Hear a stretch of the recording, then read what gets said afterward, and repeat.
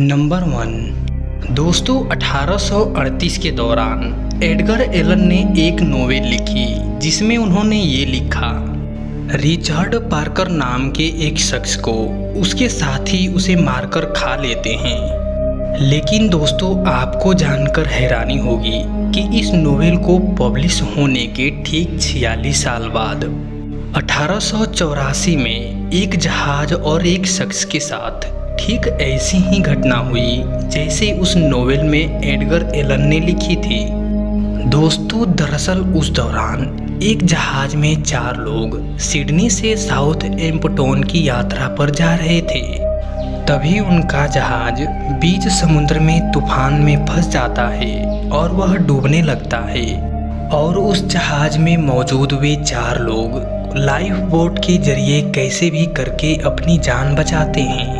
दोस्तों उस बीच समुद्र में भूख और प्यास से परेशान एक 17 साल का बच्चा समुद्र का ही पानी पी लेता है और वो बेहोश हो जाता है, जिसके बाद उसके साथी ये डिसाइड करते हैं ये तो मरने वाला है, तो क्यों ना इसे ही मारकर अपनी भूख मिटाई जाए। और वे लोग उस बच्चे के साथ ऐसा ही करते हैं। दोस्तों उस मरने वाले बच्चे का नाम था रिचर्ड पार्कर, जिसके नाम पर वो नोवेल 46 साल पहले लिखी गई थी। नंबर 2। दोस्तों मिडिल एजेस के दौरान अगर कोई लड़की किसी लड़के को पसंद करती है और उसे शादी करना चाहती है तो उसे अपने परिवार से इजाज़त लेने के साथ साथ अपने लैंड ओनर से भी इजाज़त लेनी पड़ती थी। और अगर किसी महिला की पति की मौत हो जाया करती थी तो उसका लैंड ओनर उसे इस बात के लिए फोर्स कर सकता था कि वो जल्द ही किसी और से शादी कर ले। और अगर महिला ये बात नहीं मानती थी तो उसे इस बात के लिए सजा भी दी जाती थी। नंबर 3। 15वीं सदी के दौरान इंग्लैंड के लोगों का पहनावा बड़ा ही अजीब हुआ करता था। और आपको यह बात जानकर हैरानी होगी कि उस समय सूज के जरिए ही लोगों की अमीरी और सामाजिक रुतबे की पहचान की जाती थी।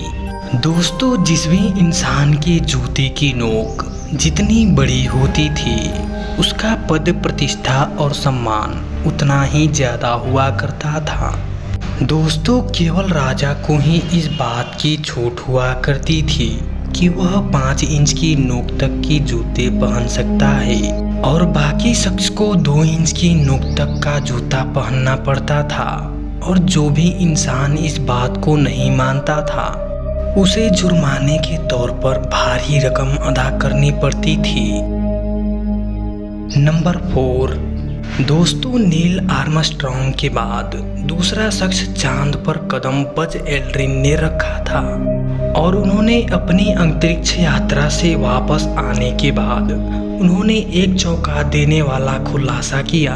उन्होंने कहा कि जब वे चांद पर थे उस दौरान उन्होंने एलियंस को देखा था, पर उनकी बात पर कोई भी इंसान यकीन नहीं कर रहा था। जिसके बाद उनका एक लाई डिटेक्टिव टेस्ट भी कराया गया।